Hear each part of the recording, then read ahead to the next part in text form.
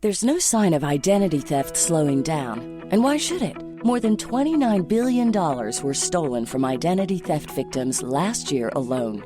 To cybercriminals, it's a success story. To the rest of us, it's a wake-up call. Your personal info is in more places now than ever. And all that exposure can make it dangerously easy to steal your identity.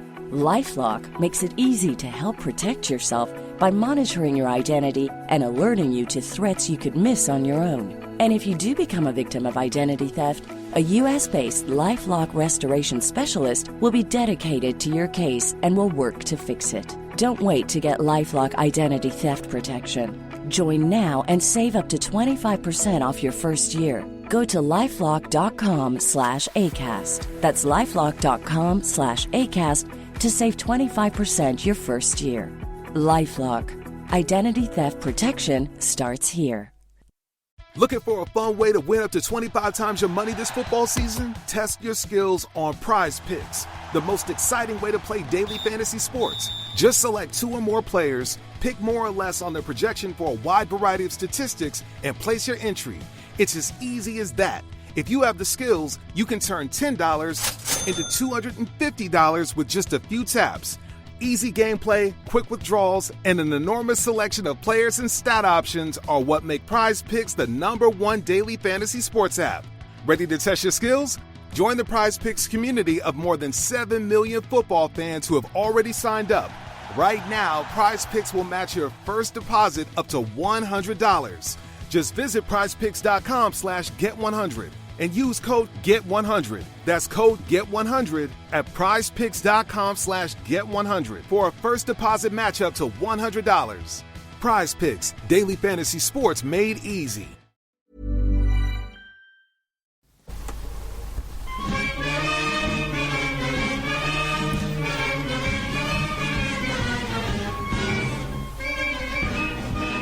Hello, EggChasers. It's the EggChasers Rugby Podcast, a podcast about rugby that doesn't take itself or the game too seriously. I'm Tim in the Rugby Dungeon with he never disappoints. Feet off, but that's no. Feet off. Shoes off. Let the boys end, feet off. That's all going on down here. He's OnlyFans ready. A little bit of the OnlyFans fans have been requesting a bit of mud on the bottom of your feet today, I see. Oh, JB. Fantastic. Well, they're in luck. I've been wandering around everywhere barefoot. And how you doing, Phil? I'm good, Tim. What is your minimum standard for going outside? Do you do it in boxer shorts to your car? Do you do it like what is the minimum amount of clothing that you find acceptable to wear to go out to your car if it's parked on the road? Speedos, I guess. That'd be my minimum standards. I've never gone out in underwear only. I've done shorts only. I'll often go topless. That's fine. Topless, but with no shoes on and no socks. Yeah, I do that. Yeah. Towel? You done towel? No. Don't dressing gown. I've answered the door to like a delivery driver and just a towel. The only problem with the towel approach is if you have a Yale lock, isn't it? You don't want to be caught. You don't want to be that guy. Right. Some housekeeping. We are EggChasers, the only podcast that's there for you every single Monday morning, 52 weeks of the year, not just when the World Cup's on, not just when loads of people are interested. We're there all the time, every single week, and we have been we're into our 11th season right now. I was wondering, we must be, how many episodes do you reckon we've done in total since we began? Well over 1,000. Well over 1,000. Oh, I don't think we're quite there because we do minimum 52 per year, but we do more than that. So we probably do between 60 and 70 per year. So that would put us around the 750, something like that. 744. Very good, Phil. Good deduction. Nice. There you go. So there you go. If you appreciate that fact, then you can support us by hitting that subscribe button wherever you get your podcast. You can always send us an email, and we've got some crackers to go through on this podcast. Contact eggchasers@gmail.com. And for more spicy content and just to support the channel, keep the lights on, patreon.com. Which we are doing this week. We are 100% doing it. Yeah, patreon.com/EggChasers. I think you should probably apologise for the lack of spiciness because it was too spicy. We recorded a spicy podcast and it was too spicy. Might have got us in genuine legal trouble. JB might have Yeah, might have. I said a few things which were false, but luckily I found them rather than some legal eagle. Yeah, well, you've grown because you said, lads, I think I need to just check my facts on this. Check my facts on that. And anyway, so spiciness incoming very soon. Patreon.com/EggChasers. Right, so where do we start? Well, I think we start at the only place to start, which is local rugby. Oh, of course. Local rugby. Let me read you some results. This is this season's results. 16-18 loss. Okay. 41-38 loss. 50-48 loss. Oh, wow. 22-26 loss. oh. This time, after 70 minutes, they score in a loose ball from their own 22 to the opposition. What team am I talking about? So it's a local rugby team. Local rugby team. You might have to give me a bit more detail. It's not our beloved Aylesbury, is it? It is Aylesbury. Oh, heartbreaking. Heartbreaking. They've lost the opening 4. And do you know what's going to happen next week?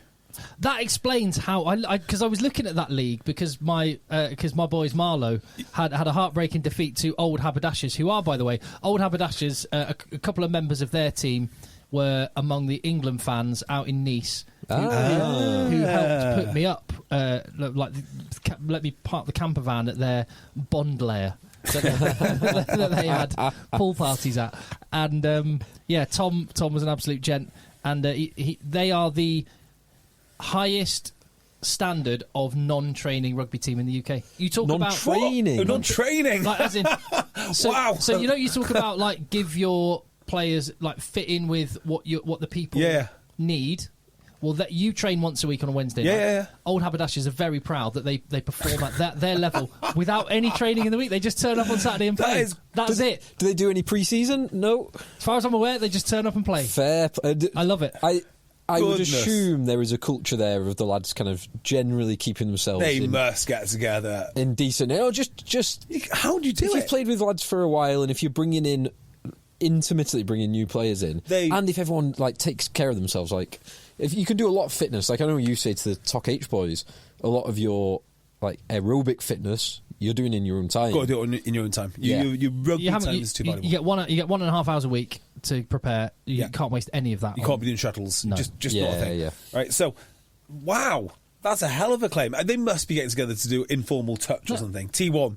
They just Rugby get X. together on a Saturday. They've all got jobs. They've all got lives outside of rugby, and we've been hearing from that's one of the issues that rugby has at the minute is participation is dropping, partly because of the pandemic. Because people looked up and went, "Oh yeah, there's other stuff."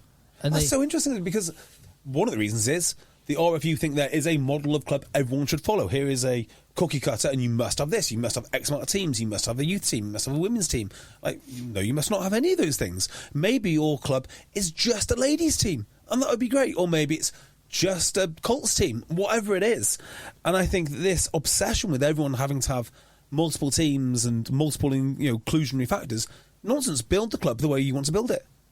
So if they really do not train and they're playing in regional 2 Thames, which is no joke, that's hell of a thing. And they pulled off a great win against Marlow. So fair play. Who are Marlow playing next week? Are they playing Aylesbury? They are playing Aylesbury next week. Oh, Grudge. Huge game. Huge game. Not as much of a Grudge match as the one that I watched yesterday. Oh well, I don't want to talk about that. I was at the South again.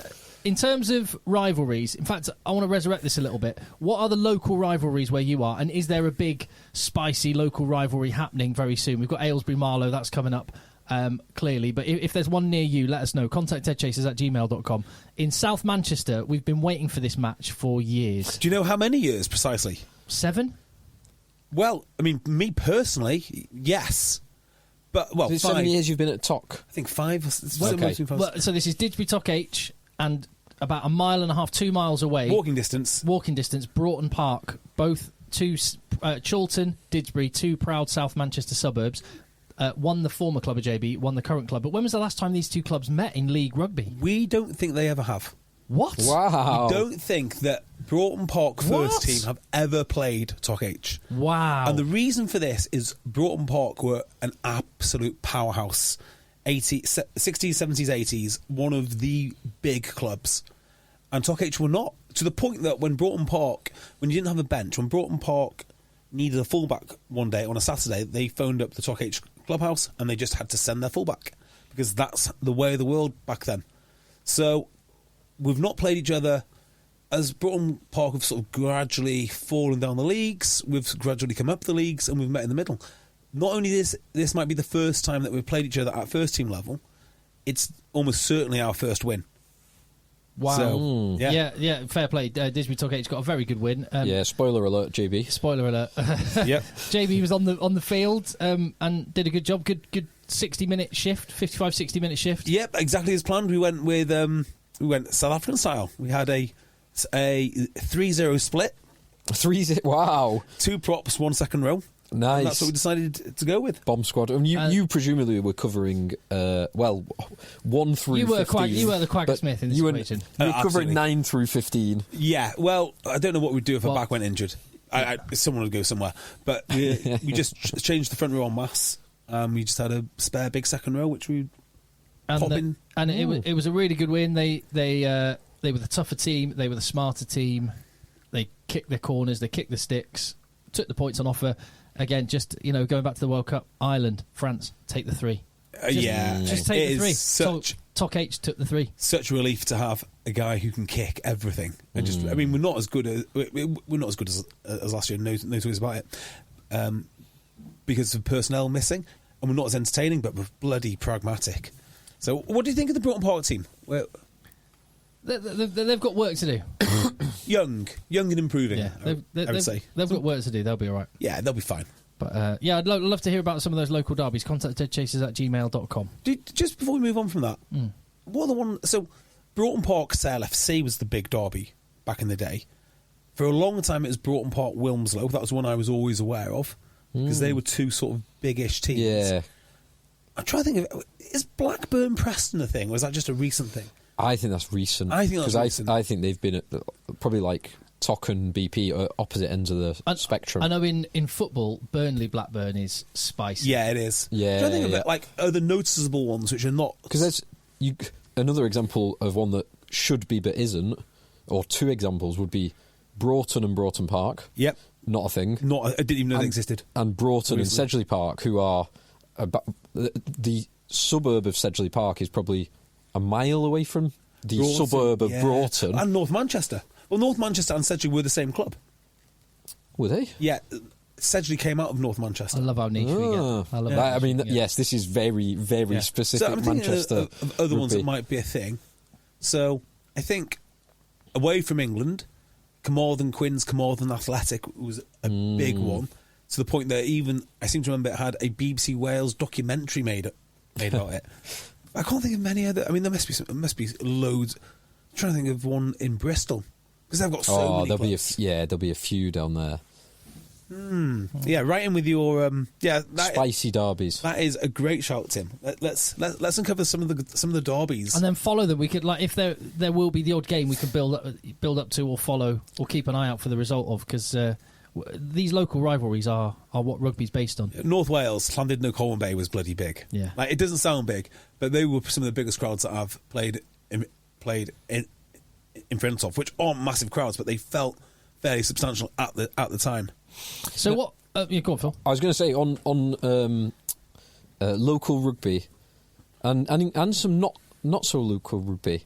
I'm going to read you a list of players. Now I want you to tell me what the link between this list of players is. Okay.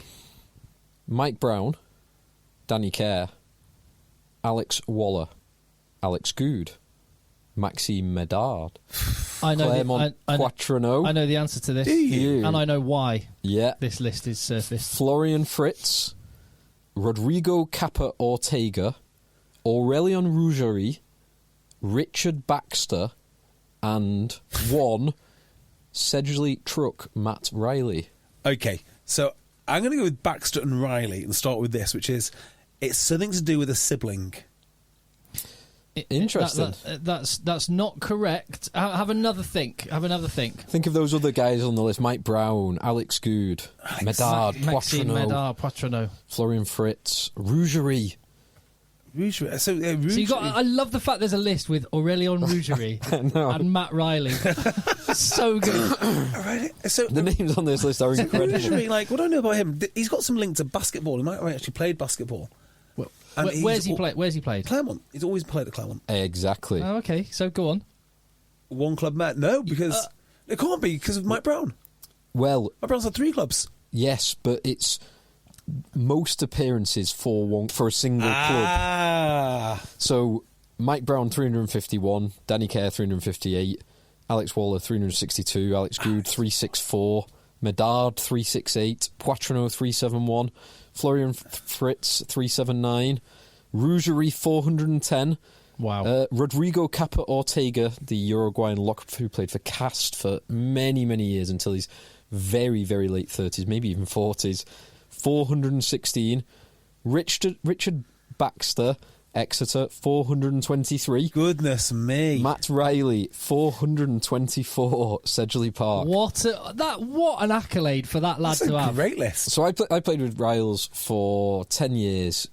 About nearly 10 years. That is nearly 10 years ago, and he's continued playing for the intervening period. That's unbelievable. Fair play. That many games at that level on the clock is phenomenal.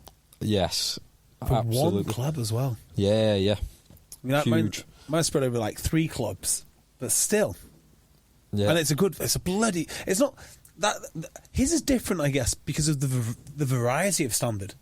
It's not just one standard. There's different styles, different standards. Oh, a very different style. Like the way that Sedge have played for the last, say, 5 years versus the way that we played 15 years ago is wildly different. Yeah. Wildly different. Just that many.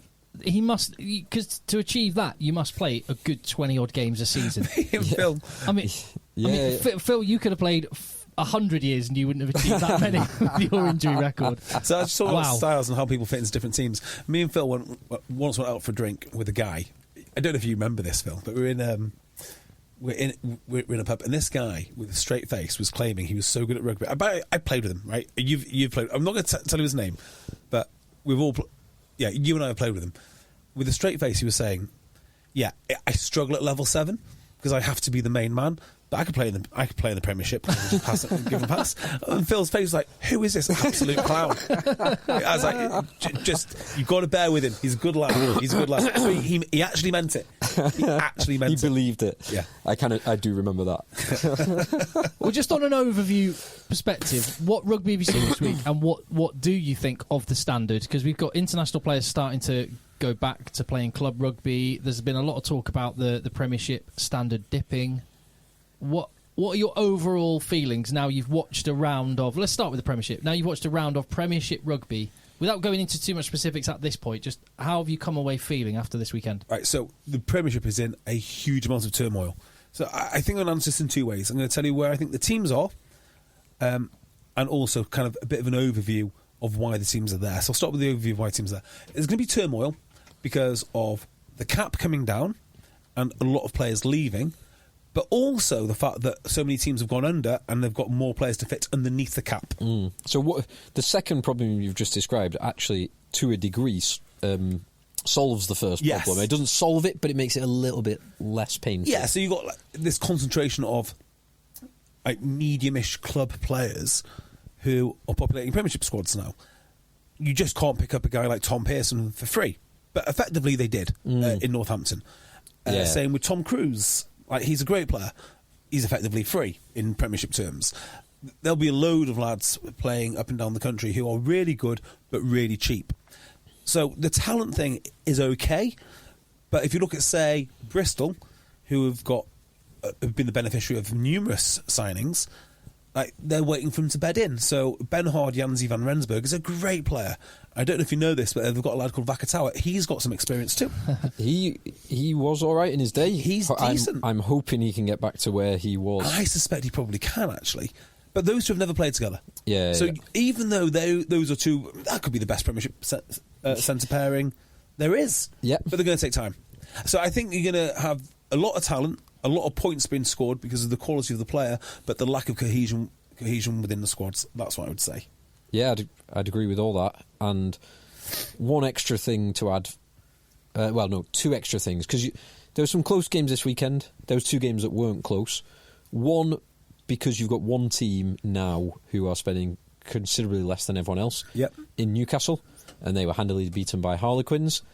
And the other one-sided game was the Saracens-Leicester game, which was it was a mismatch due to one team getting the vast majority of international players back and the other team not having the likes of Jasper Wiese and Andre Pollard and Julien Montoya and their 2 scrum halves playing for England and Martin Chesham. Yeah, Martin, a huge number of players. So you had the Saracens boys, all the England boys who came back and looked excellent. Yeah, and you can kind of understand when you look at it, all the teams that brought back their internationals in substantial numbers are the ones that were playing at home. At home. It makes perfect sense. Doesn't it? Yeah. Well, I think with Saracens as well, so the waiting game in the Premiership now is effectively when do Saracens start to decline? Because they've got all the same players that led them to their championships, their European Cups. They've jettisoned some of the more expensive, wider squad players, but that heartbeat of the team is still there. And they've also got the continuity of the coaching team. So you look at Leicester, they don't have that. Leicester have got numerous coaches in, numerous systems, and they're going through and by the way, will they have to find another head coach? Well, quite possible. Yeah. I mean, it's quite possible. Which is harsh on them. Why? What's the Wiggy route? Because he was involved in the Australia setup. And when Eddie Jones came in, he was part of Dave Rennie's backroom staff, but he was. I was saying Wiggy. I'm McKellar. Dan McKellar. Dan McKellar. He was tipped to maybe be an Aussie coach. Obviously, that went by the wayside with Eddie Jones, but now he's back on the radar. Well, he has to be. He has to be. So he was the next man up. He was going to take over from Dave Rennie. God, there's some answers. And if you were him, you would understand, and I'm sure Leicester wouldn't object to a clause for an international side, but they wouldn't have anticipated that this would happen on this time frame. No. Particularly when Eddie Jones signs a whatever it was deal to the next World Cup, a 5-year deal. If Australia come back and give them a shed load of cash, an absolute shed load of cash, and they've got a shed load of cash from Steve Borthwick's move as well. Yeah, Anson Field and Allard Walters. I mean, it's not the end of the world, and they're not getting relegated. They've got good players. Great players. I mean, that is such a good job for the next guy to come into. That, okay, fine, if you want to take Dan McKellar, by all means have him, and they'll go get the next guy. Yeah, and Leicester are one of the real beneficiaries of picking up the players that were elsewhere in the league. Well, they're one of the biggest beneficiaries of Eddie Jones. Yeah. Both, well, certainly from that side. Christ. Yeah. Anyway, so the second thing I was going to say is I want to talk a little bit about how these teams stack up.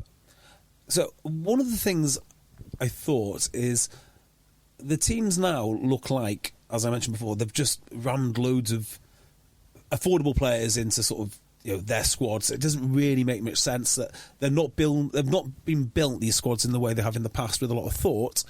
But I'm sure they have, but it's more the case of we're just going to get the best available talent and see what's what. The exceptions to that, in my mind, looks like Northampton. And the reason I say Northampton is they just remind me of a classic Northampton side. Like a young English 10. Northampton, generally speaking, have always gone for English talent. Tom Pearson looks like exactly the kind of guy that they would like. They look like the least unsettled of the teams which have gone out and bought loads of players. Saracens are still Saracens, and I think Sale have got a great mix of talented older players and kids. Everyone else is kind of I'll exclude Harlequins from that as well. I think Harlequins look like the real deal. Everyone else seems to be finding their feet or exceeding expectations in the case of Exeter Chiefs. The interesting one for me is Bristol, because much like what was his name? The Lotto Lout 15 years ago. Do you remember the guy who got £10 million? Yeah, and then he had all the... Oh, yes! Yeah. Taxi driver. Yeah, a little quad bike track in his back garden, stuff like that. Yeah. So he got all this cash and he just blew it on things that were perhaps not the wisest long-term investments. Now, if you did want a long-term investment, where would you go? Well... I would personally go to Beardmore & Co. Financial Advisors. That's exactly right. Please, continue. So, when Pat Lam, after going from Connacht, who didn't have any money, to Bristol, who had lots and lots of money, he spent all that money, but perhaps not in the wisest way. He got all these shiny new toys and couldn't really fit them in. Half of his salary cap was taken up by 3 players who were non-marquee players, and it didn't work. Now, he has finally revised that strategy, and it will, like you say, with the Vakatawa, Bernard, Jansi van Rensburg centre partnership, it will take some time, but I'm interested to see how he pulls it together, because it's not been good. He had the one good year that led to the heartbreak against Quins in the semi-final when they were 28-0 up and managed to blow it. And then has blown the subsequent 2 seasons from that. But maybe this is what he needs to get things right. Well, okay, so Bristol's success has been predicated primarily on the fact that not everyone spent their salary cap in the past. So they've got rich owners, and Pat Lam could just go out and buy his mates, effectively. I mean, that's exactly what he did. He bought his mates, who were a lot better than a lot of other teams. And when it got to the business end of the season, he was left in a pool of other teams who also spent up to salary cap, and they constantly got beaten. They won the league once, didn't they? They won the league once, but I think they only got top 4, maybe twice, certainly only once. So they didn't even get there the majority of the time. This is how you kind of know he's not good with money, because he signed to AJ McGinty. Now, there's nothing wrong with AJ McGinty. Great player. Huge fan of AJ McGinty, right? But look at how Leicester Tigers went about their business to get Andre Pollard. They looked at thousands of fly-halves, and it just happened to coincide that the best fly-half in the world, and it looks like they might have been right because he's won a second World Cup now, was Andre Pollard. And you might have been wrong. And I might have been... Well, we've still not seen him in the Premiership yet. Yeah. But, hey... Yeah, fair. He's... Look, you can't argue... even if I'm wrong, okay... or even if I'm right, I should say, you can't argue with the process which leads you to Andre Pollard. Yeah. You just can't. You can argue that it's a little bit coincidental, isn't it, that the money that you've spent on your new fly half just happened to be the fly half that you knew at Connacht. I mean, that's just... it seems very unlikely to me. And you always have to pay a premium for bringing a player within the Premiership. Yeah. And you cannot make them a marquee player. So there's like a double penalty for doing so. I simply do not believe that he went through all of the fly halves available on a massive spreadsheet. On planet Earth. Yeah. And then, this is definitely our guy. He just signs the people that he knows. And that's it. Now, the other thing about Pat Lam... now I'm on to Pat Lam. I listened to his to his post-match interview. He winds me up so intensely. So intensely. He just gives this list of things of why he should have won, and how he didn't deserve it, and how his lads didn't deserve it. And he goes on and on and on. And at the end, he gives the most disingenuous ending of anything, really, which is, but first and foremost, all credit to Exeter, they deserved it. You've just gone on to list all the reasons that you deserved it. Like, all of the reasons you deserved it, and then at the end, all credit to Exeter, they did deserve it. He's so disingenuous. I always liked interviewing Pat Lam. I thought he gives good answers. Oh, no, he gives a good interview. He gives a great interview. He is disingenuous. Should have him on the Patreon pod. Like, his actual answer, and he'll never come to this conclusion, because you just will. His actual answer should be, I picked the wrong team, I'm not very good at signing players, and they were underprepared, and also my tactics are garbage. But other than that, the lads did deserve it. And maybe that is honest, because maybe the lads did deserve it. But he doesn't. He definitely doesn't. Well, on Exeter, I think one thing that they're crediting their good form, bearing in mind you look at the team sheet, there's a lot of youngsters. Isn't there? A lot of young lads. But Exeter, it was in the rugby paper today, and I hear a lot being talked about the performance of their scrum. They got a new scrum coach in from London Irish. Yeah. And he's doing really good things. Who Henry Slade mentioned him post-match. Not that Henry Slade knows much about scrums. Yeah. But he knows when he gets a good platform. Well, and I'm interested to see how Aaron Painter gets on more very and well more. by the looks of things. He's scrumming well. He certainly scored a try today. Should have scored 2. And he's one of those rare things in English rugby. He is a very, very big body. Yes, he's huge man. Yeah, he's the kind of thing that you could maybe kind of physique you could maybe do with at international level, because there's not many of his size around. I don't know whether this is coincidental because they've got a good scrum all of a sudden. I doubt it is, but Max Armstrong has emailed contact@eggchasers@gmail.com and says, my beloved Rob Baxter speaking an awful lot of sense again. let the boys scrum, and says, and I'll try and cut this down a little bit, but he says he's just left a quote from an interview with Rob Baxter, who says, this is Rob Baxter speaking. We've probably got to make a sea change as a sport that we all need to be talking about the scrum being a big part of the game, not a hindrance. Yeah. Without doubt, we've forced a situation, whether it's been TV or media, where we don't want scrums. Potentially, we've been found out for it now when we've got to the international stage. My goodness me, isn't he right? He's right about everything. French love scrums. South Africans love scrums. I love scrums. Yeah. He says, when you get rewarded for not scrummaging, which has been happening for quite a few years, he's referring to the Premiership here, isn't he? You're not going to develop scrummaging props. When you look at how England needed to go back to 2 senior props who used to be rewarded for scrummaging, you can see how different things need to be. That's all of us as a game. Media play a part as well. If you've got someone on the TV who's moaning every time there's a scrum, that doesn't make anybody think scrums are good. Yeah, he's right on that one. This isn't how you develop scrummaging props, by complaining every time there's a scrum. Yeah. Here we go. Rob Baxter saying, in France and South Africa, they love seeing scrums. They're the highlights of the game, or they are highlights of the game.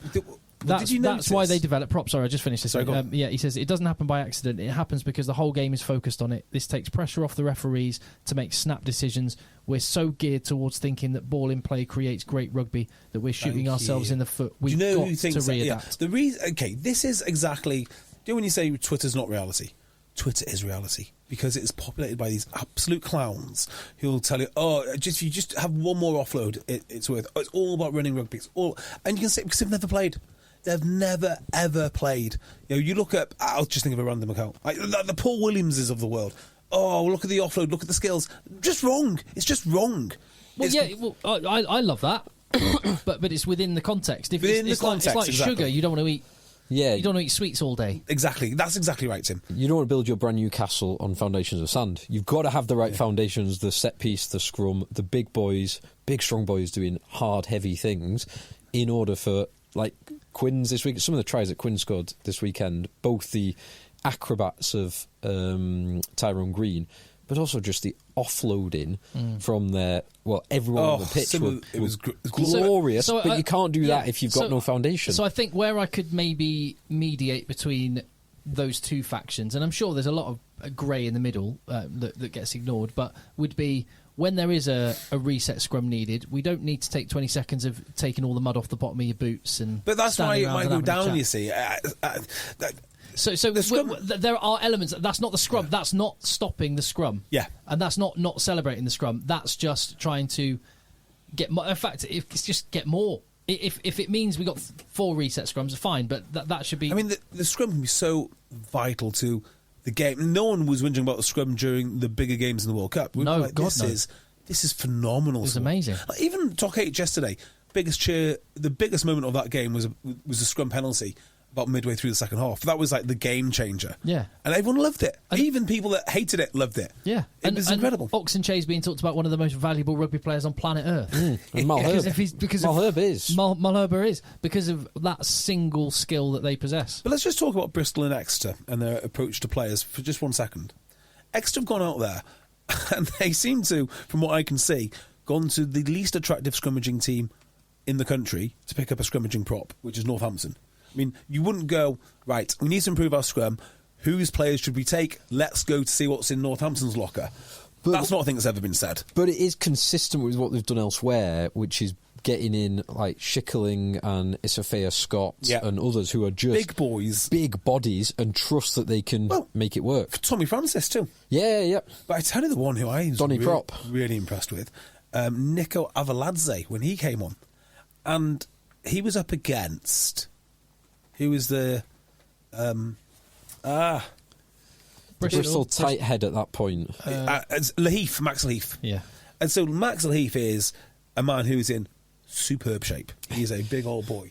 But the difference between these two lads, like, you could just see Avaladze's natural strength, because did you see the size of his forearms? His forearms when they came over. Leaf, it's Popeye stuff, isn't it? Jesus. And this guy, from what I can tell, came from, I think, somewhere like Tel Aviv Heat or somewhere. How do they find? How do they know? How do they know?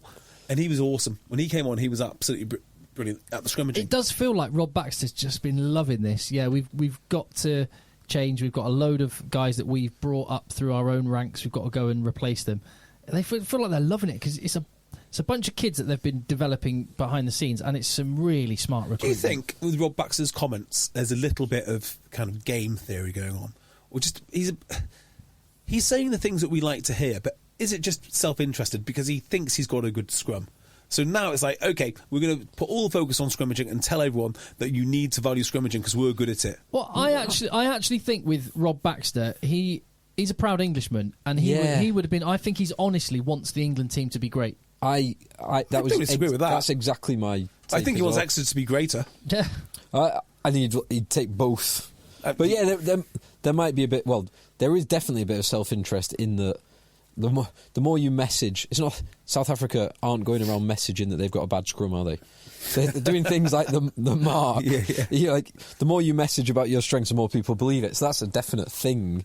I think you're right, Tim. I think both are true, but I think he will be hurt and upset because he's a coach who specialises in building hard teams, forward-based teams, and England did not have that in the World Cup. We also know, if you talk about the way he speaks about the game in a micro level, so what did he say about his line-out? You can stop our line-out drive, certainly, but there'll be space out wide. Mm-hmm. So he sees it on the micro level. On the macro level, I just think he's gone, everyone can't scrimmage. We're going to start scrimmaging. You know, if you want to stop our scrimmage, you can, but you'll have to sacrifice something else in your game, and then we'll change from that. So they've had a few years where I think their strategy has been slightly off. They've not really hit their straps. Well, again, partly because the law changed because Exeter was so good at the thing that they did. Yeah, I think that's outrageous. That is still to this day. I think that's outrageous. If you're going to change a law, which is essential to the game, you should do it with a year's notice or 2 years' notice. You can't just expect a squad to completely adjust the way that they play because some bureaucrats. This is the held up over the line law change. Oh no, it was the latching change. Latching. It was both at the same time. Both actually, to be fair. It was both. It was the latch, the pre-latch, which that was really correct application of a law that was already written. Although that seems to have disappeared now. No one talks about that. Yeah. It seems to be back to where we were. Well, maybe the teams are just smarter at it, and then there's no pre-latch, but there was that element, and there was also the hold up of the line, which I don't particularly like the held up of the line. No, I don't like that law. Because it's you're taking away a 5 metre scrum is a great. It can be a great spectacle from the scrum. It can be a great attacking opportunity. Like if you can't score with a back, if you can't get 5 metres of forward advantage from a backs move, when 16 of the 30 guys are bent with that much space, you've got a problem in your attack. Did you see what Exeter did with the ball that they received from when they were held up over the line? So it wasn't particularly special, but Bristol do the goal line dropout. I think Skinner gets it, and Skinner passes the ball rugby league style to an on-rushing Ethan Roots, who absolutely levels into the line. Now, yeah, that was rugby league style. Yeah, if you want to avoid high collision, dangerous things, maybe you want to go back to your scrimmaging. Yeah. And also, you deserve to have that pressure. You've got over the line. You're physically, you can't get any physically closer to scoring a try. You should be able to scrimmage. You should be able to maintain that pressure. I don't know what the advantage is of this idea that held up over the line should be a goal line dropout. Yeah, it seems to benefit the defending team far more than it should do. I don't know who came up with this and why. Do you want to, how about a little French team pitch interlude? Ooh, yes, please. Yes. So I've picked the mighty Bayonne, L'Aviron Bayonne, rowing club Bayonne, as my French team because during the World Cup I was so taken with that song La Peine Bayonne, which was played in the French stadiums and is an absolute banger, and it is the song of Bayonne. So I'm looking forward to getting to Bayonne to watch that in context. Hopefully, all being well, I'll be watching La Rochelle v Bayonne next Saturday night. What, in France? In La Rochelle. Amazing. What? There's a bit of an issue at the minute. There was a storm in La Rochelle, so the seats that our mutual friend had organised for us, either they've double booked and they're coming up with a lie, or there was a storm and they've been damaged. They've been blown away. There's an issue. Anyway, hopefully I'm seeing Bayonne at La Rochelle next Saturday night. And I'll be back for the podcast. Anyway, so I've picked Bayonne. As we're taking more of an interest in the top 14 because it is the premier club competition in the world, people have been trying to pitch to Phil and JB as to the team that they want to hear them talking about, which one they should adopt. Ethan John Banfield has emailed contact@eggchasers@gmail.com and says Phil should support Bordeaux, Begler or Claremont, as, like Ulster, they are, and the Canes, they are nearly men with a competent team and pedigree for a running baller, running/baller 10s. Like the sound of that. And he says JB should support Montpellier, as they have a bullying pack, plenty of South Africans. They're a bit of a basket case. They are very much the French Sale. Sale are not a basket case, I'll have you know. They're one of the best ran clubs in the country. And where's this one? Oh, yeah. Simon Blackford says, JB, it has to be La Rochelle. I agree with this. Google Ile de Ré. Incredible island, great sailing, teeming with delicious food, mainly oysters, superb beaches, everyone poodles around on bicycles, top ruggers. Not sure about the bicycle thing. You loved your time in Holland on the bicycle. Do you know, I didn't mind it in Holland. Quite flat. I mean, it was certainly better than staying in the theme park. And I mean, being European champions wouldn't have the chances at all. I've got to say, I do like La Rochelle. We've got a picture there for Bezier. Have you seen that? Yeah, Alex Hall here, contact@eggchasers@gmail.com says... Bezier, as the title says, forget the top 14, Bezier is the edgy choice. As you correctly mentioned in your latest episode, Expensive Hookers, many heads will be turned this season towards warmer climes on the continent in search of rugby to supplement the deterioration of our beloved Premiership. I think you're missing a trick though, boys. Forget about the glitz and glamour of the top 14, where every man and his dog will be newly adopting Toulon, Stade and Racing merchandise. Cast your eye to the gem on the coast that is Bezier. You can proudly wax lyrical about their 112-year history and the glory days of the 70s and 80s without any whiff of suspicion that you're merely following the herd. Located along the same stretch of Mediterranean coastline as Toulon, Montpellier and Perpignan, direct flights from London cost just £30 return, with a 10-minute drive from the airport to the stadium. I like the sound of this. Yeah, that is good, isn't it? The 18,500 capacity Stade Raoul Barrière is a fortress both in metaphorical and design. You could even display this rather fetching print on your wall, a nice picture of the stadium, and then it says Bezier is the edgy choice. And let's be honest, what's more important than that? No one wants to be a new Man City or Newcastle fan, ridiculed by long-standing supporters of the game.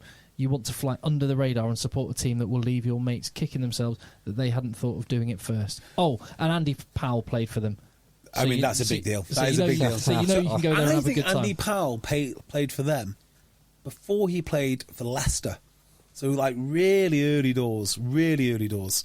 Anyway. I don't know when we're going to make a call, get you to make a call on this, but... Well, I can tell you right now about Bezier. So I was kind of like, yeah, that sounds like a good pitch. I quite like the idea of it, so on and so forth. And then I realised they're in Pro de Deux. Now, Pro de Deux, fine league, but the problem with Pro de Deux is every neckbeard blog writer claims to be into Pro de Deux because that's the thing that they do. That's the thing that makes them special. Rugby hipsters. Yeah, rugby hipsters. And I want nothing to do with them at all.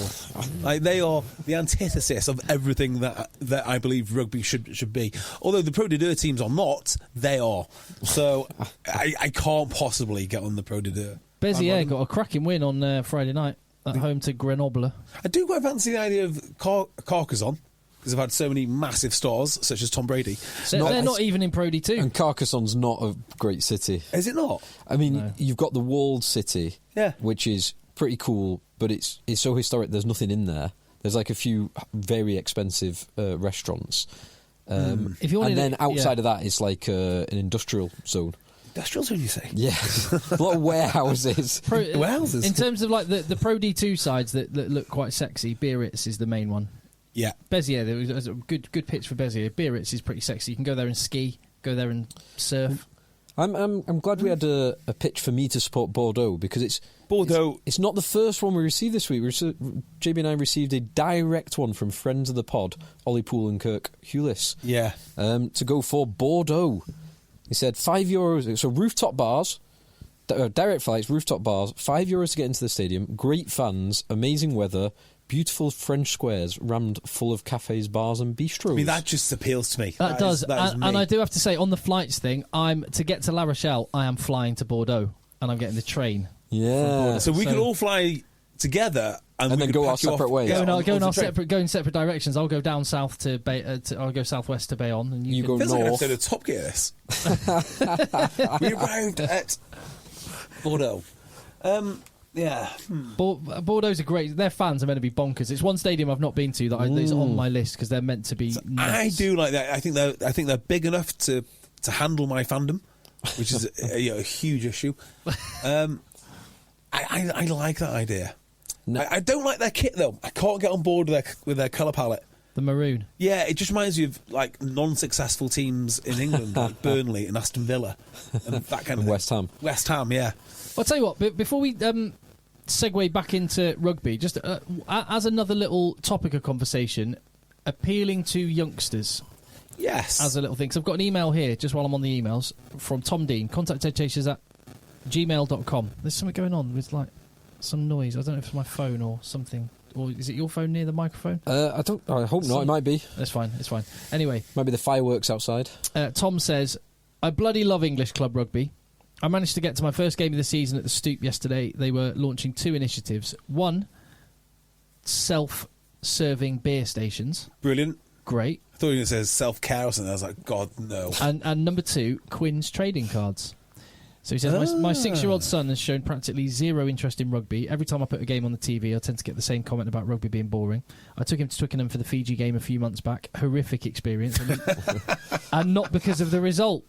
He says, however, I brought him back a few packs of trading cards, and the first thing I heard this morning, through the Guinness fog in my head, was, I got Marcus Smith. Finn Baxter, cool. He spent the rest of today talking about rugby and how much he wants to be like Marcus Smith. We spent a good hour in the park working on his kicking, and he tried to run through me like Finn would do. Suffice to say, for me, it's been a great day. So he said, just in terms of engaging younger fans, like that's at the very younger end, that's quite interesting. And then this dovetails with something I saw Rugby Inside Line post online, which was the results of a research study that was done into engagement of Gen Z. Which ones are they? That's the ones that I don't know. Is that so? You got millennials, which came of age around 18 at the turn of the millennium. So that's like us basically. Yeah, yes. I think so. Yeah. And there's like quite a big because of a generation. It's like you've got to find the mark, haven't you? Where the generation start transitioning, like sexually, when there's like a disproportionate amount of transitioning people, I think that's when it gets to Gen Z. Yes. Or blue hair, something like that. And then after Gen X, then there was Gen X was before. Was that before? Because the radio station that I used to work on, that's now Radio XFM. That's why it was called XFM, because it was aimed at the Gen Xers. Oh, okay. Is that right? Yeah. Christ. Yeah. And X sounds cool. X, that does sound cool. Yeah. Well. So I think it came after that. It was Gen Y. It was millennials, then Y. X, Y, Z. There you go. Yeah, that makes sense. What happens next? I don't know. They go back to A? I don't know. No idea. They go, what happens? Because, if each generation is 20 years, say, to make the math simple, and there's 26 letters of the alphabet, plus the millennials, so 27. So it would be anyone who was the previous Gen A would now be 540 years old. Good. So I think it's safe to use Gen A again, or AA, double A, like a spreadsheet. Yeah. But this engagement research that was done showed that whilst it's high on popularity in terms of adult participation, in terms of the younger end engagement, and I'm not sure exactly the metrics that they were using for this. I think it was social media based. That's really Google searches, social media clicks, this kind of thing. It was not even in the top 20. It was way down. Right. Okay. Yeah. So if that's the basis, I'm not overly worried at all, really. To be honest. Well, so I don't know because I've only seen it from Rugby Inside Line, and they only posted the diagram showing the movers and shakers. I've seen that diagram many times, but no. Like badminton's one of the most engaged sports according to that, so I don't know what the metrics are because so and certainly for Gen Z. So if we go through some of them in there, so football obviously, boxing kind of makes sense, Formula 1 kind of makes sense, basketball. Now I assume this is in the UK because of the sports that's in there. Basketball is interesting and a big increase. Yeah, badminton 5th is astonishing. Unless unless it only counts playing or weighs heavily playing. I don't know. Sure. But then just going through the others: cycling, cricket, esports, which is not surprising. Esports, because that is a big thing. Running, tennis, MMA. Actually, surprised MMA is so low on that.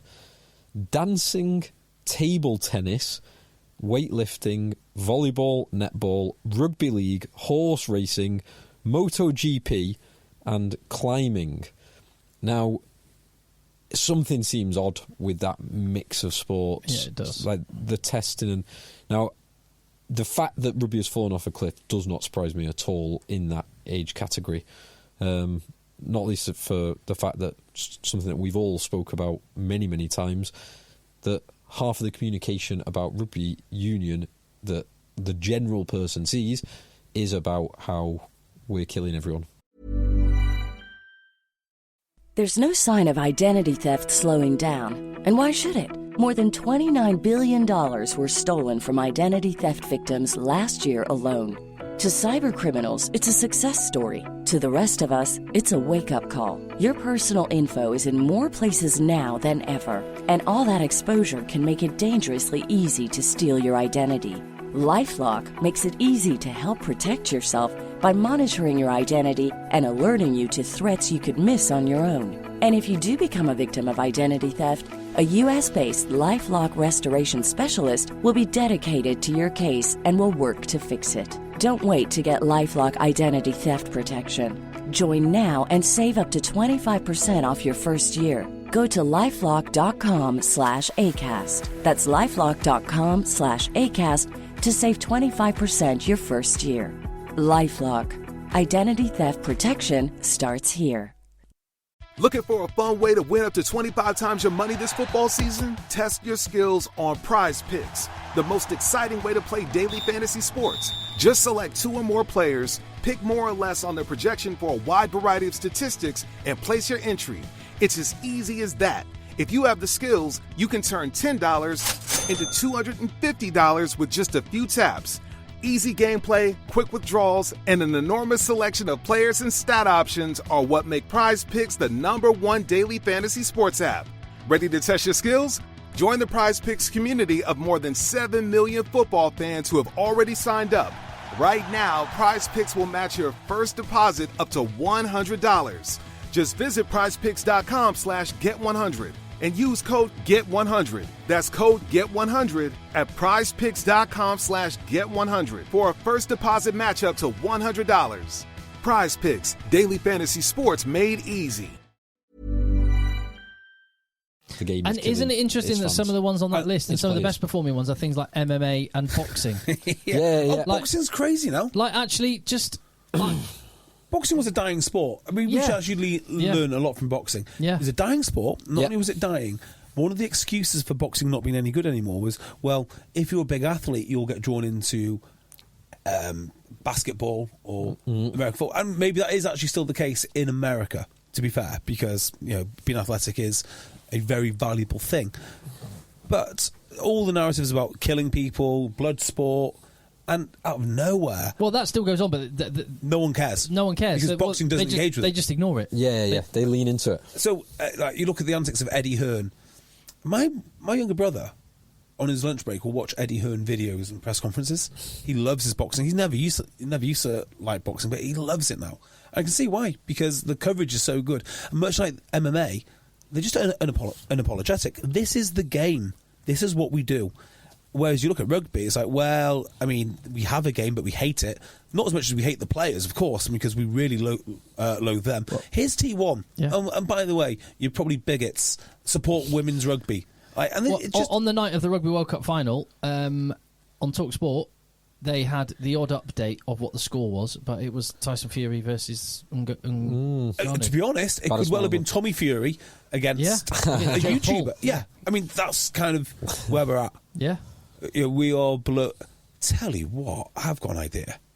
Rugby players boxing? No. YouTubers playing professional rugby teams. I would watch that. I would watch that. Or mix. I mean, if you want to get engagement, getting some YouTube, like you've got the Netflix series, or is it Netflix or Prime? I've not watched it yet. The Premiership one that we got a interesting little insight to that we can't repeat on air earlier today. But getting them in, getting some Gen Z personality, get them to train, do a pre-season session with Exeter Chiefs while they're doing the beach runs. That would be quite good for I just remember one really cool thing on what was that show with Johnny Knoxville and Jackass. London Irish. Jackass going to London Irish and putting up bombs, and Johnny Knoxville or whatever and Steve-O had to catch the ball and just got filled in. Was Mark Mapletoft playing then? I have a feeling he was involved with that. I can't remember. I seem to remember. I just remember their biggest back row players just filling them in when as soon as they caught the ball, smashing them. Yeah, love all that stuff. Yeah. That's the kind of thing, like thinking outside the box. Don't just copy what Formula One have done. Oh, if I hear one more time, we need a computer game, I will pull my hair out. We need a computer game. We need Netflix. Yeah, it's been done. You need to do the next thing now. Yeah. And also, I'm on LinkedIn. In fact, if you want to follow me on LinkedIn, because I've got a platform where I can actually type in long form now, Jonathan Beardmore on LinkedIn. Yeah.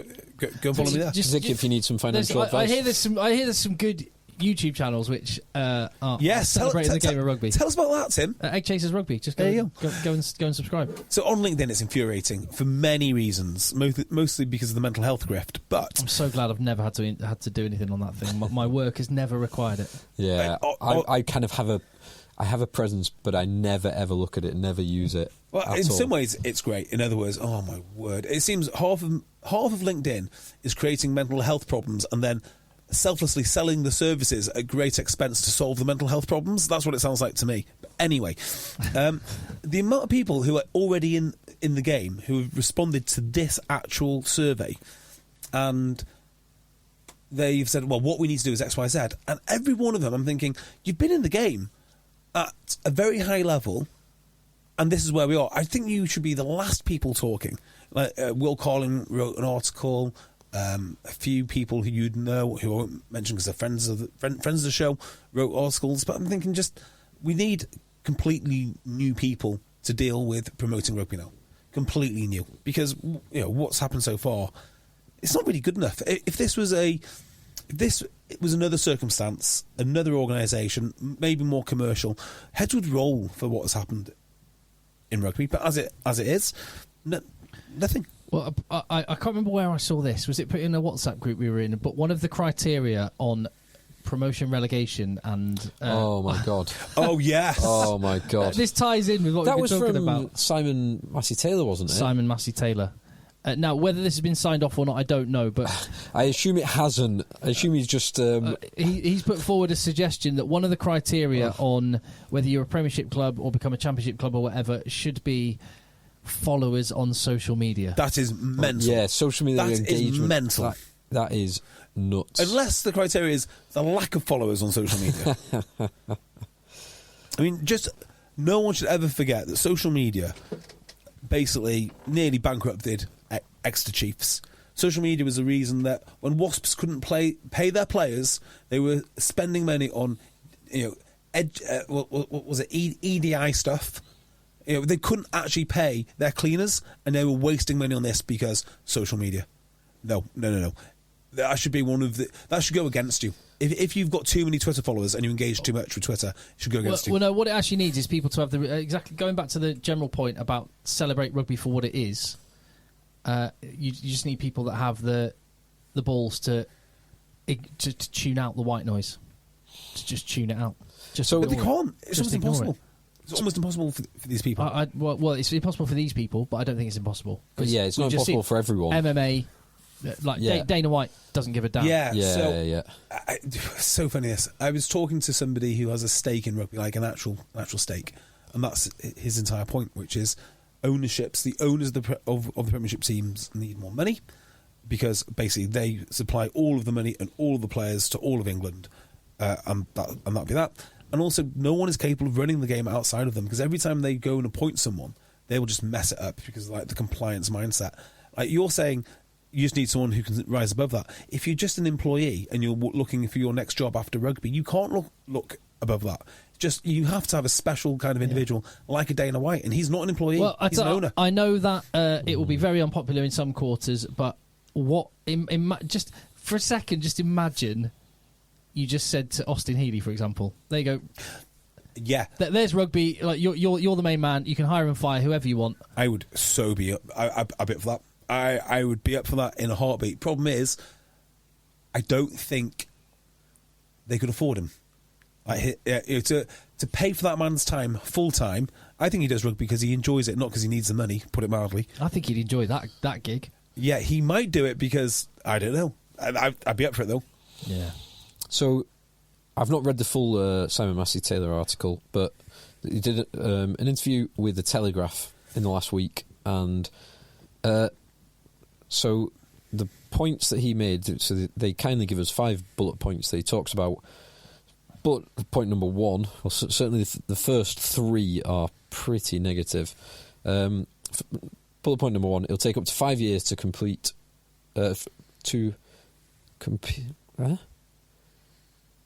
Okay, so the Premiership Rugby blueprint will take up to 5 years to complete, and clubs will continue to lose money.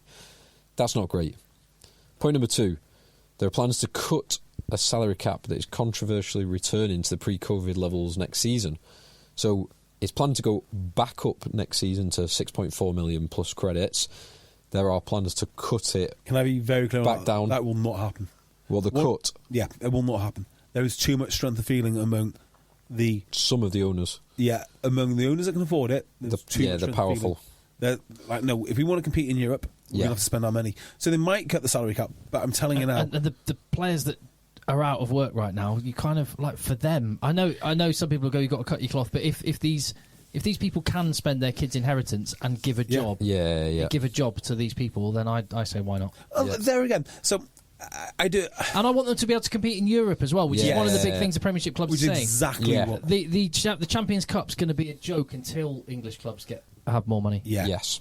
Yeah. I can't remember. Yeah. So I say, as a financial advisor, there is sort of like 2 salary bands that rugby players should work up to, about £42,000, and then about 300 and above. And if you're in between there, rugby's not worth it for you. Don't do it. It'll end in anguish, because you'll never earn enough to make an impact on your life. Because once you retire, you will not be able to replace that money ever. So you need to make enough money whilst you're working in rugby in order to sustain yourself when you finish.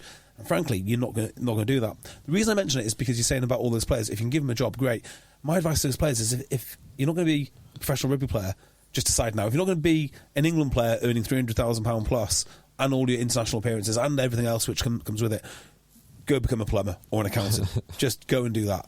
Or work for £42,000, because when it all finishes, you get all the connections, all the experience, and you can get another £42,000 job. But £100,000 is an absolute death sentence. Well, yeah, one of the don't get yourself or your partner, wife, girlfriend, boyfriend, that's the more kids important point. Addicted to the phone. Yes. Don't be buying Range Rovers. Live a £42,000 lifestyle on 100k. On 100k. That's That's actually what you do when you're a rugby player. Well, that's good advice to anyone. Yeah. But by the way, best of luck selling that message, because that's what I do professionally. Best of luck with that one. Yeah. I once met a guy, a professional rugby player, who had 4 more days left of being a professional rugby player in his mid-20s, and he never played professional ever again in the Premiership. And within those 4 days, he bought a Range Rover Sport. Oh my goodness. Okay. Wow. Clearly you listened. Wow. So the other ones. So next one, another negative one. There are talks with the government about making clubs' repayments of the COVID-19 bailout loans more manageable, which is not a good situation. Yeah. So they're the first 3 headlines from Premiership Rugby's pretty good so far. CEO. Full of joy. Yeah.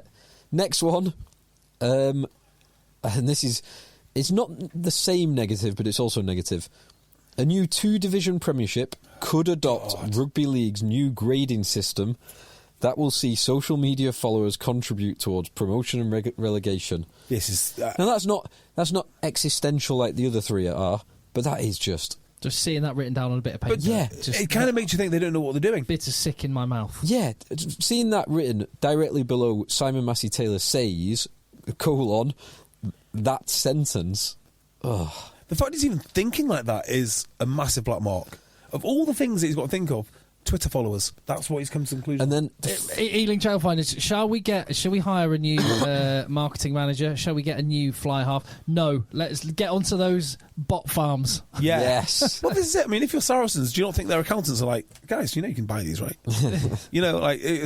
They'll be all over it. Saracens will be the biggggest social media brand on the planet. More followers than Elon Musk. Yeah. There's a very, Swift. very prominent person in the world of online content creation who's become very, very prominent in the UK in the last few years, whose whole empire has been built on bot farms and completely fabricating it, faking it faking it till they make it. That's why I left. If you're faking it till you make it, if you're showing real numbers of followers and engagement, like there's something real there, even though it's totally fake. Yeah, it's become real in the end. Yeah, yeah.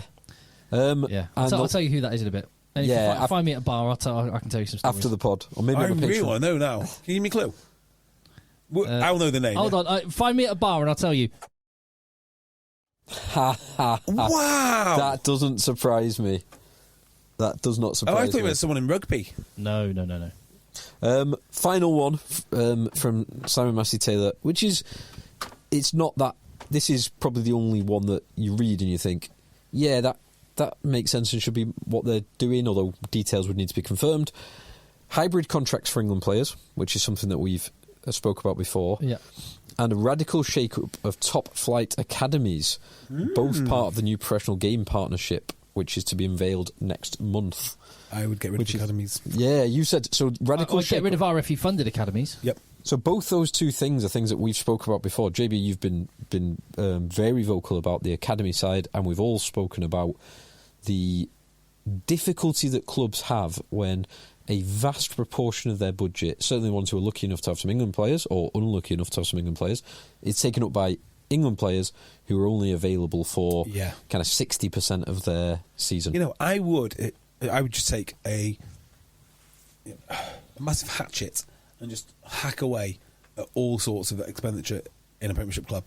So if you look at a Premiership club, and I think the only thing that they should be providing is, and this is going to be controversial, but if I was in charge of one, it would be senior men's rugby. I would have no academy team, I'd have no A team, I'd have no women's team, and then I'd go further. I'd have no community engagement team.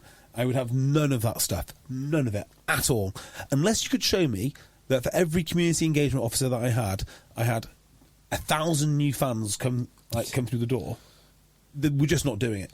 What about for every 3 years of a community engagement officer, you get a Tom Curry or a Ben Curry or a Aaron Reid or a Tom Roebuck? I would need a tangible way to measure that. Now, what I think really happens in the world is that you get a great link with a top private school, and the private school will develop these players for you. And it doesn't matter if you have a community engagement officer, because that's the Irish. Huh? That's Irish rugby. It's based on about half a dozen amazing schools. Well, I mean, New Zealand rugby, South African rugby, South Africa, Gray's College, incredible. So, but if you look at like the Sale DPP, there is this sort of two-tier systems in there. All the lads in the local clubs who really want it. I'm not saying the lads who go to say Kirkham Grammar don't want it. I'm not saying that at all. But then there's a separate category like Kirkham Grammar, Sebba. And these guys, they've just exposed to training over and over again. And what the RFU will not tell anybody, they will not tell the kids growing up, and it's completely unfair, which is if you want to make it as a Premiership player, you need to live and breathe this sport from the age of 14, probably all the way up through to 18, probably in a private school, because they're the ones who are not afraid of telling you, get in the gym.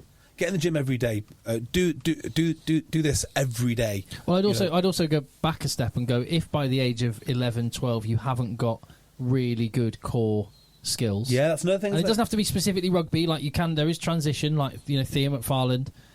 from basketball, whatever, but you have to have those elements of your skill base. If you haven't established those by 11, 12, you're just not going to be a top-level player. I'm still not having the Theo McFarlane. Like, Theo McFarlane played rugby as a boy growing up in Samoa. Oh, did he? Okay. Of course he did. It's impossible for him not to. Of course he He's did, 6'5" and he lived in Samoa. Yeah, of course.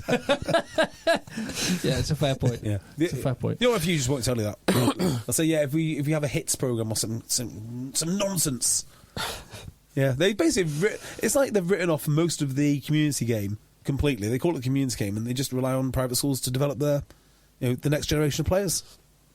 I'll tell you what, let's rattle around the leagues for a second. Just one interesting thing I noticed. Okay, if you'd have done an accumulator on the Premiership and the top 14, that said, we haven't seen the final game, and the accumulator was all home wins.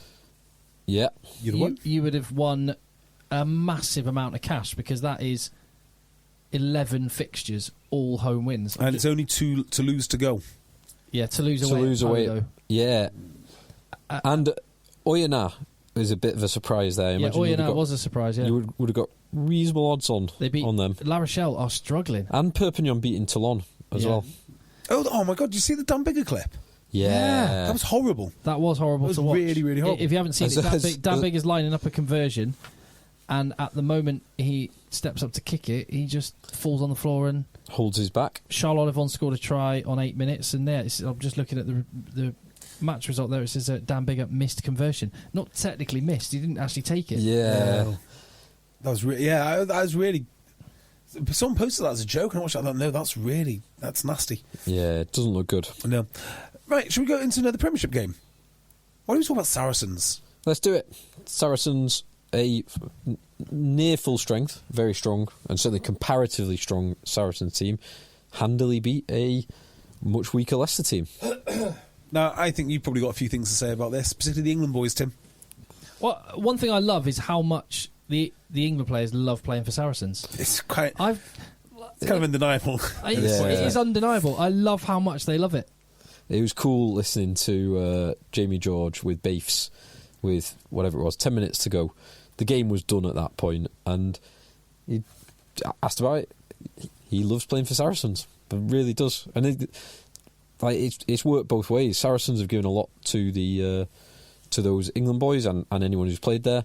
Those England boys have given a lot for Saracens. And if you've won X number of league and European titles, why wouldn't you love it? And I don't know whether it's the Aled Waters thing, I don't know what, but Maro Itoje's rediscovering a bit of form, isn't he? This was going to be one of my comments. So Maro going into the World Cup, I think we were all a bit meh. Yeah. Started off, didn't really do anything. I thought he got better throughout the tournament, and he was the best player on the pitch yesterday. He was enormous. But all the England boys did. Billy carried well. Elliot Daly was carrying hard. Yeah. Farrell controlled the game beautifully. Ben Earl is so good. Good. Jamie George is so good. So yeah, a lot going well for the Saracens boys. Leicester, I mentioned it before. Looking at the bench, bearing in mind what we've been talking about, having a lot of kind of journeyman players and people plugging gaps. The bench for Saracens: England's Theo Dan, Fiji's Eroni Maui, Hugh Tizard, Tom Willis. It's just class. It's not bad, is it? Yeah. Very good. Yeah. That I was going to say, it wasn't Ben Earl didn't score the try, did he? But that move, with the one where he breaks down the right wing and then the one where every single England player seems to touch the ball. So like Jamie George, then it goes to Farrell, and someone's wrapping around, and someone else. It's a thing of beauty, that. Ben Earl is so good.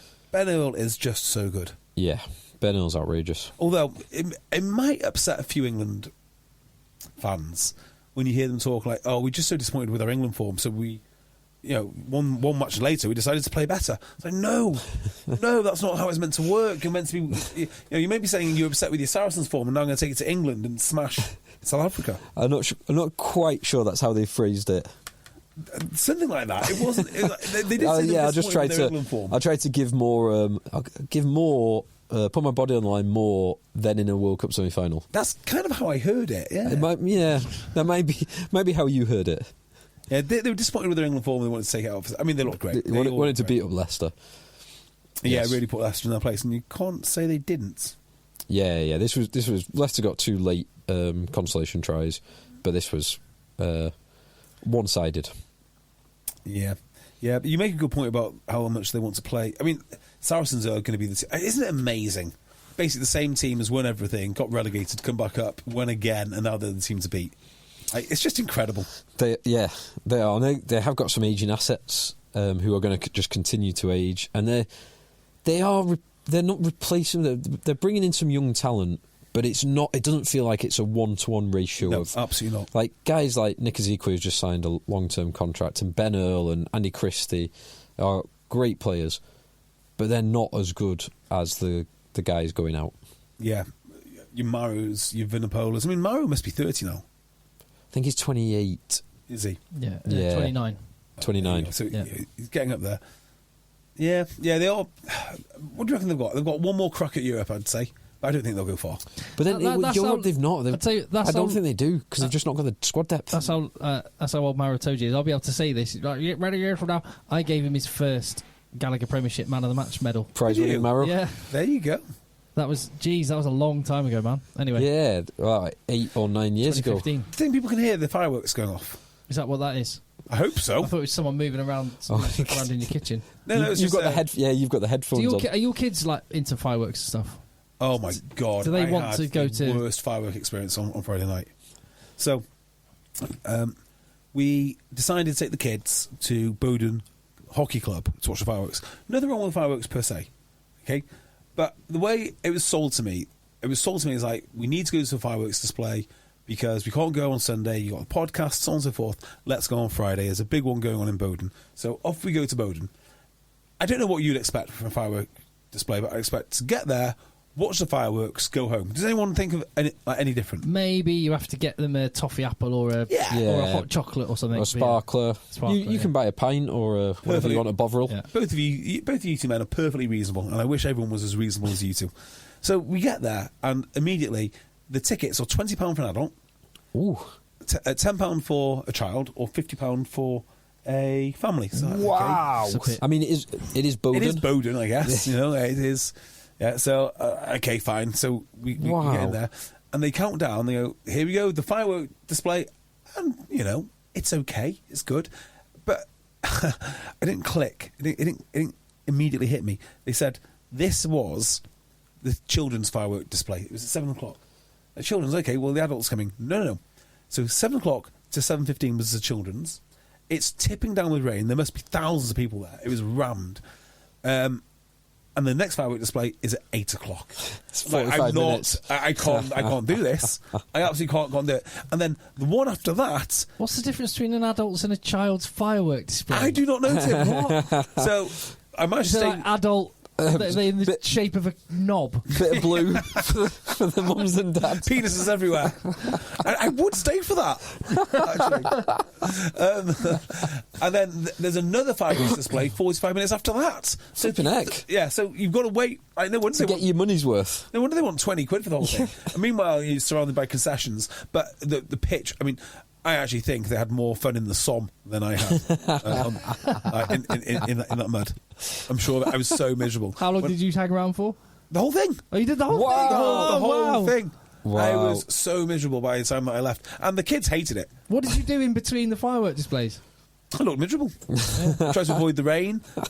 The kids were asking two kids to stand on a muddy hockey field for the best part of 2.5 hours. You get there a little bit early, you leave a little bit late. It just, what were they thinking? What would have been less fun, taking them to that or taking them to the AJ Bell?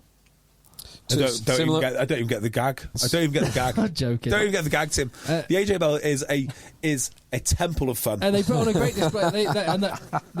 They put on a great display in the Yes, rain. they did. They did.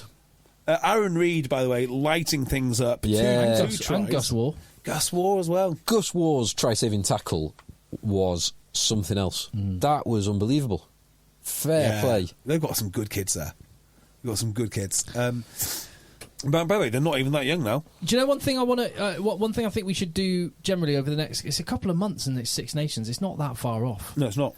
So I reckon we should just every week just have bring a name or a couple of names that like just as if we're putting it on Steve Borthwick's in tray. You need to check out. You need to make sure you watch that performance. So what by we're that doing, player. what we're doing, right, is we are being agents, aren't we? Yeah. We are doing the thing which agents do, which is pushing the CVs of players that don't really necessitate being looked at by England. Yeah.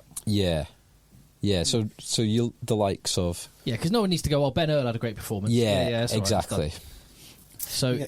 So who would I go with? I think that there's scrum half berths open. So Gus Waugh might be one. Tom James, Northampton, might be one. I like Tom James. Yeah, I like Tom James. Really like Tom James. Who is the young hooker at Sale? Augustine Creevy? No. Tom Roebuck, yeah. Aaron Reid. Do you know, Aaron Reid I could make an argument for, but the one I will make an argument for is actually Gus Waugh, because he wasn't meant to be the starter of any team ever. And yet he is. And not only is he the starter, he plays in a style which is very reliable. His kicking is reliable, but like those things like that try-saving tackle, he's really grown. I was really impressed with that in particular, because you're right. He's kind of forced his way to be the starter. Yeah. With just very good, consistent performances over a long period of time. But to do some things like that try-saving tackle was magnificent. Yeah. Because he never had the outrageous talent that Rafi has. Rafi is an outrageously talented player, but he's just not been available enough. And there is something to be said for longevity and just learning on the job. Particularly for a number 9. Like, for a number 9, half your craft is just intellect and intelligence and reading situations. Yeah. You no matter how fast you are, if you don't play any games, you're not going to ever be a world-class 9. And another massive feather in the cap of Gus Waugh as well. Now, cards on table. I've met Gus Waugh quite a few times. I've had a few beers with him at Talk H. He did coach one of the Manchester Uni teams where we get some of our players from. So he is a really good bloke. But if you don't know Gus Waugh and all you see of him is what's on the TV, and it never occurred to me because I'm completely biased, people hate him. People, like, in the final, the Saracens fan was like, oh, God, Gus Waugh really irritates me. I was like, he'll be delighted by that. As a scrum half, that's exactly what a great quality for a scrum half, another player worth just putting on the radar, I'm not saying, because I'm not an advocate of get the kids in, but Lennox and Yanwu. I like him. Is he the inside centre? For Quins. Yeah. In a problem position for England, he's actually... And it's a massive step from where they're playing to where it is, but it's definitely one that's worth just keeping an eye on. So last season, he played a bit before Esther Hazen came back from international duty, and he looked solid. He made some nice breaks, but one thing that I didn't see when I watched him last season was his handling skills. This season, either I just never saw it last season or he's been working on it. Some of his handling this weekend was superb. Some of the lovely little touches. And he's a strong boy. I don't think he's that big, but he's a strong boy in great shape. Isn't he? With a decent turn of pace. Yeah. Well, if you're going to go on to inside centres, I would advise Steve Borthwick sort of no further than one Seb Atkinson. I think this guy is a marvellous player. Big, strong, skills. He just seems to be the total package, and he's gone into... Which Atkinson was it? Is it Tribe have actually made a mistake here, because they've got Mark Atkinson? No, Mark Atkinson it was his first game I thought so. In a long time. I mean, I'd happily put Mark Atkinson's CV on Steve Borthwick's desk, but I suspect he knows all about Mark by now. I think that his namesake is going to be a phenomenal player. And it's in a weekend where another... once upon a time, maybe an England player, but England hopeful, Dan Kelly had a tough week at playing against Saracens. Yeah. Which is not that surprising when you see the guys opposite him. But, yeah, he didn't have a great game. So, yeah, there's a couple of good shouts. Yeah, well... Lennox and Seb Atkinson. In the Quins team, that back three, I think probably... Nick David. Yes, well... So you've got Nick David playing at 15, and then two guys who were injured for pretty much the whole of last year in Tyrone Green and Lewis Liner. Now, perhaps the long term, if Steve Borthwick is going to kind of replace like with like on the wings and go for a solid performer, someone who will be superb under the high ball, defensively very good, not make any mistakes, Caden Murley, who wasn't playing this weekend, it's hard to think of someone as capable and accomplished, who is good all round and does the solid things well, who's better than Caden Murley in the Premiership. Totally agree. Well, Lewis Liner, I mean, I love Lewis Liner. I remember watching him when Sale were giving an absolute hiding to Harlequins at the AJ Bell, or as we call it, the Temple of Fun. He just plays like he wants to make a difference. Nick David, not seen enough of him yet, but we did see him at Worcester. He might be a little bit on the older side, actually. He might be like 24, 25 now. But if he can kind of improve, there's no reason why he can't be looked at on a wing position. Maybe not fullback, because that's stacked. But yeah, for Quins, I know I've basically named everyone for Quins now, but the one they really like, yes, they love Liner, yes, they love Murley, and they get all the plaudits, is Oscar Beard, who played 13. They love Oscar Beard. And he can do a Marchant style job of playing 13 or wing as well. Thinking to Six Nations, England are going to lose Dave Ribbons from their squad. Johnny Hill, I'm sure, will be eyeing that spot up. But Joe Launchbury. Yeah. What's not to like about Launchbury? I was actually watching the highlights of this game thinking, can Launchbury do what Simon Shaw did 12 years ago? Yeah, why not? Like, late 30s, he's big enough, he's a good enough player. Well, South Africa, after 1.5 minutes into the World Cup final, they had a 37 and a 38-year-old in their pack, and they won the World Cup. Yeah. I don't think... And JB beat the South Manchester rivals Broughton Park yesterday. Hammered them.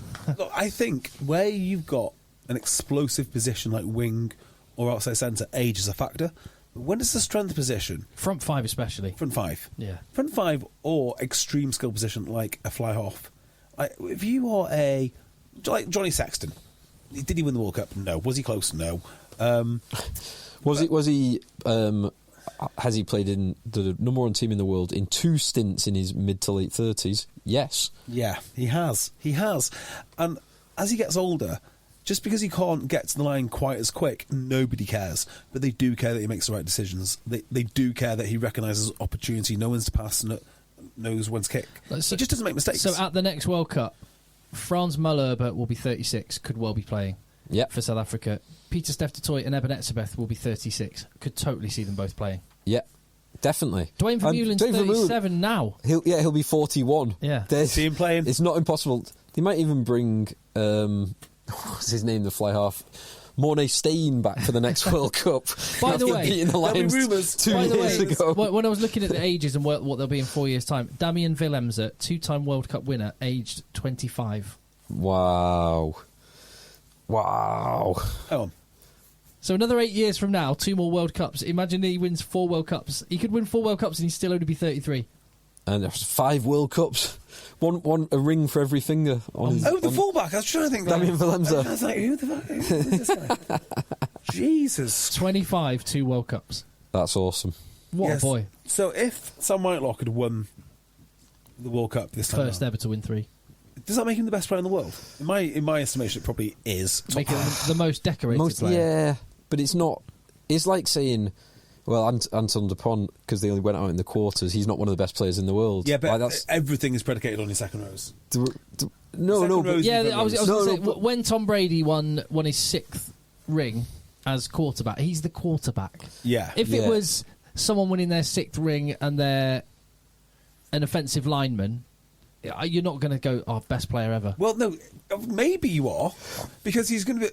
Every time he shows up in a defensive line, he must be doing something. Yeah, fair. To win 6 rings, you think, hang on, this guy's been leading the best defence for God knows how long. So Brady was the common factor. If you found the other person who was the common factor, who was 6 rings, you might do. Yeah. And being a second row in rugby, when you're trying to bet on rugby, this is what I do. I look at the matchup between the second rows, and then I look at the matchup between the front rows, and then I make a decision. Because that is where it's won and lost all the time. Yeah. You can't do anything about second rows, and Whitelock is a monster of a second row. I'm just going to look at the results from I'm going to see if it's the same in the URC. I'm going to look at the second rows and the results. Leinster beat Edinburgh. Leinster got a good win against Edinburgh. The Leinster second rows Jenkins, Maloney, pretty good. Against Young and Gilchrist, both They're pretty good. They're pretty good. Pretty good. So that was a fairly even battle, actually. Connacht v Ulster. Do you see your boys, Phil, got a defeat? I know. Big changes. There was a much changed Joe Ulster Joyce, team. formerly of Brizzle, Yep. now at Connacht, and Dowling, and for Ulster, Alan O'Connor and Sheridan. young Sheridan. I don't know who those two are. Who are those two? Well, Alan O'Connor is the old school second row, 6'4" second row. That's what you need to know. 6'4". Old school. Could have been fella. second row when England win the World Cup. Just Yeah. about. The South African teams, just look at them. Glasgow beat the Stormers. That was a good result for them. I'm just looking at Away. who's in the actual team. Ben Loader, 13 for the Stormers. Is he? Stormers. Yeah. Wow. That's interesting. I mean, all of the South African players for the Stormers are still they've not dried out yet. No. Which is why they've not made it back to play anywhere. No. Some of the scenes, by the way, of the World Cup trophy tour are amazing. Yeah, it is cool, isn't it? It's very cool. I mean, we wouldn't have that here if England won the World Cup. No. Like, not even close. Health and safety issues.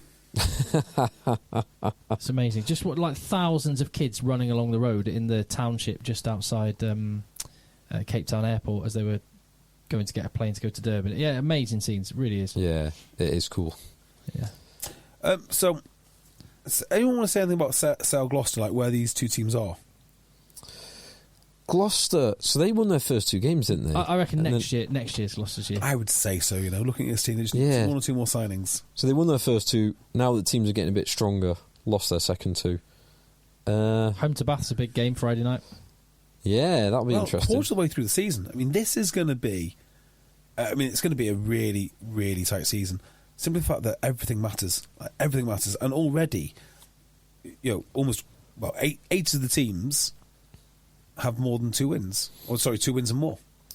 So it can change rapidly. No one is unbeaten.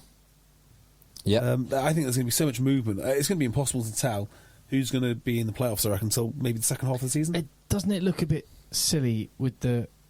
Oh, hold on. No, the top 8. Yeah, no, it's when I'm looking at the table. You've got the top 4 playoff spots and the 5 to 8. It looks a bit silly that it's only 9th and 10th that don't get...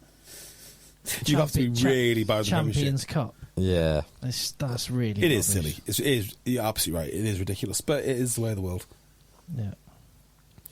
One thing I will say about Sale is, so I was kind of half watching this game, not watching as closely as I perhaps should have been, but some of the hits that went in on Tui Sui were awesome. They did target him. Ernst van Rijn and Doug Dale and a couple of others. And Sean put a really good one in as well. Doug Dale is one hard lad. He doesn't get any real credit because he's surrounded by Duprees and Currys. Yeah. But that's a hell of a place to grow up and learn your trade. I do like Doug Dale. He can bang. Yeah. By the way, I will say it's worth keeping an eye on the Championship as well because there's the playoff game now. There's the relegation playoff. So Newcastle look like they'll probably play Ealing or Doncaster the way it's panning out so far. Yes. Well, Newcastle haven't really been close to a win, have they? No, and Ealing's team includes Billy 12 Trees at 12. Yeah. It also features Andrew Davison, who was at Northampton. Andrew Davison. Tom Collins of Northampton. Wow, okay. He is good. He's really good. Yeah, really Yeah, good. even last year he was Well, really good. he signed for London Irish, didn't he? Right. God. That makes sense. Poor bloke. Yeah, that's Yeah, tough. he's the guy who at the start of every season when it's perfectly dry pitches scores 86 tries. Yeah, and then you don't see him in December. And coming the playoffs, people start talking about Tom Collins again because he's about 60 kilograms max.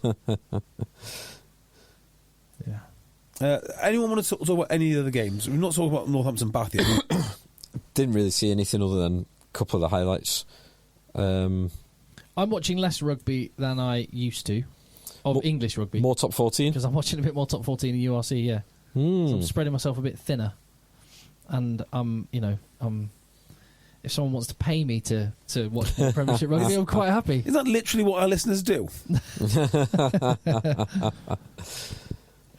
Right, yeah. So should we look at the games for this coming weekend? Yes, please. I was just looking when we see Europe It's not until it's another month away. Yeah, 10th of December. 8th, 9th, 10th of December. So before we move on to next weekend's games, next week I'm going to make a concerted effort to make sure that I watch Bath. Friday night. Friday night. Gloucester v Bath. Yeah. Oh, there we go. Easy. Yeah. Awesome. Easy. You could get down to Gloucester for that. Do you know? You got family in that neck of the woods as well? In Cheltenham. Night out in Cheltenham. Got to do something with the kids this weekend. I could just drop them off at my sister-in-law's and go to watch this game. Dump them, slam the door, run off the game. I wouldn't even need to turn the ignition off. Out. So Friday night is Gloucester v Bath. I love that. Friday night, Gloucester Bath sounds top. That doesn't it just? Yeah, both with 2 wins. Although Bath currently, because we're so congested, Bath are in the top 4 and Gloucester in 8th position, even though they've got the same number of wins. Yep. Saturday, so what are we going for? I'll go for a home win. So, next game's Bath. Finn Russell didn't play this week. No. Has he picked up a niggle? I don't know if they're rotating or not. So yeah, Orlando Bailey played. I think Orlando Bailey's going to see a lot more game time than people realise. A lot more. I think they'll come to appreciate him a lot more as well, because whatever Finn Russell is, he's not. This is exactly what you said about Freddie Burns and Andre Pollard. Andre Pollard will end up playing 12 for Leicester. Yeah, I did, didn't I? Hang on. Well, he didn't really do anything last year, in fairness. Hang on, Burns wasn't there last year. Was Burns there last year? No, I know. No, year before. He was before. No, I just think they'll end up appreciating Bailey a bit more. Because I'm not... Finn Russell will be there until this contract expires. Much like Cipriani, much like whoever the superstar was before that, and the superstar was before that. But Bailey's come through the system. I wouldn't be surprised if Bailey outlasts Russell there, and they do appreciate him a bit more. Yeah. On Saturday... so I'm going for a home win. I'm going for a Bath win. Give me an away win, give me a Bath win. Nice. Bristol Sale. Hell of a game this is. This is a belter. I don't know, because I need to see what Sale field. I'd love Sale to batter Bristol. Goodness me, I'd enjoy that. Just because I want it to happen. I want Sale to beat Bristol. I think if they both put their best teams out, Sale win. Sale win. Yeah, agreed with that. Leicester v Quins. You'd imagine Leicester are going to bring their internationals back for this. I think Quins win this. They're going to have to. If those South African boys are sober yet, George even Martin, if they're not, Ollie Chesham's in. Montoya so is in. Maybe not Visa. Montoya and Chesham and Martin will be in. Can I just say, though, about Harlequins? And Stewart. They have beaten Exeter, who, other than that loss, would be unbeaten. And Exeter have done a job on Sale. I mean, a hell of a job on Sale. Yeah. They beat Saracens. Okay, it's not the Saracens that we know and love. But they them. dismantled them. Yeah. And I thought today's win from Exeter was very impressive. It was the Exeter of old, like phase after phase, grinding it out, force Bristol to make hundreds of tackles. I know I sound like Dean Ryan, right? But if Harlequins can beat Exeter, and they do so in a Harlequin style, and the way that they played this weekend against Newcastle, who, again... So you're saying Quins are going to go to Welford Road and win? I think they're so dangerous. I'm going for a home win. I'm going to Quins. I think if Leicester play their full strength team, they will grind out a win. But I think that'll be a dynamite fixture. Yeah, that's great. And on Sunday, Newcastle Saracens, fine. Yeah, Saracens will play a second team. Rest their England boys. So that could be a competitive game, because Saracens will probably. So my accumulator is all away wins. That's interesting. In exact direct opposite to this week, Northampton Exeter. So you're saying Exeter are going to beat Saints? Yeah. Yeah, I can see that. The way that Exeter play suits them going up against Saints. All right, and elsewhere, just running through the URC fixtures for this coming weekend, you've got Zebra v Sharks, Cardiff Bulls, Ulster Munster. That's a tasty one, Phil. Your boys have got to start winning. Yes. We've won. Oh, you've won two. Won two, yeah. That was your first defeat. Yeah, sorry. And that's a good Friday night one, that. Ulster Munster. Love that. That is tidy. Again, the problem with the URC is the first two fixtures that we mentioned, I mean, I have no idea who is playing. If they're going to be Zebra versus Sharks. I imagine it's going to be one-way traffic. I don't know. You don't know which way, though. Well, quite, yes, quite. And then any Irish game is always potentially subject to a welfare policy of some sort of thing, so you don't know what's going to show up. And this is the problem with the ORC. On paper, it looks great. And towards the business end, when they do the playoffs, it is great. When they get towards the end of the season, it is great. The context is a World Cup year. That's what changes things significantly here. Yeah, you are right. Benetton, but there again, the Welsh teams are dreadful. And the Italian teams are dreadful. Just looking at the table. Your beloved Benetton beat the Lions, I want to say, this week. They beat the South African team. Ospreys have won 2 games. Brilliant. Good for them. I will pay more attention to it. It's just the league as a whole. I have no doubt that there's more quality in it now than there is in the Premiership, but the competitiveness of matches just isn't there. Yeah, it's more like you cherry pick like all that fixture. I'll make a beeline for that one. Benetton Stormers, Ospreys Glasgow, Scarlets Lions, Edinburgh Connacht, Dragons Leinster, and finally the top 14. It's 7-6 to Toulouse at half time, so it could be a total clean sweep of 7 home wins. Round 6, Toulouse Perpignan, Castres Oyonnax, Lyon Stade Francais, Montpellier Clermont, Pau Bordeaux, Phil's Bordeaux, maybe. My beloved Bordeaux. Maybe JB's beloved La Rochelle against my beloved Bayonne, which I may be at that game. On Saturday night. And then Toulon Racing is a pretty sexy Sunday night game. In fact, potentially we get the pod done by 8:05 and watch Toulon Racing. I'm up for that. I am 100% up for that. Sunday. Let's do that. Right, we're going to have to make sure you don't cross the line this time on spiciness, JB. Well, we're going to be talking about. I'll tell you what we're going to be talking about.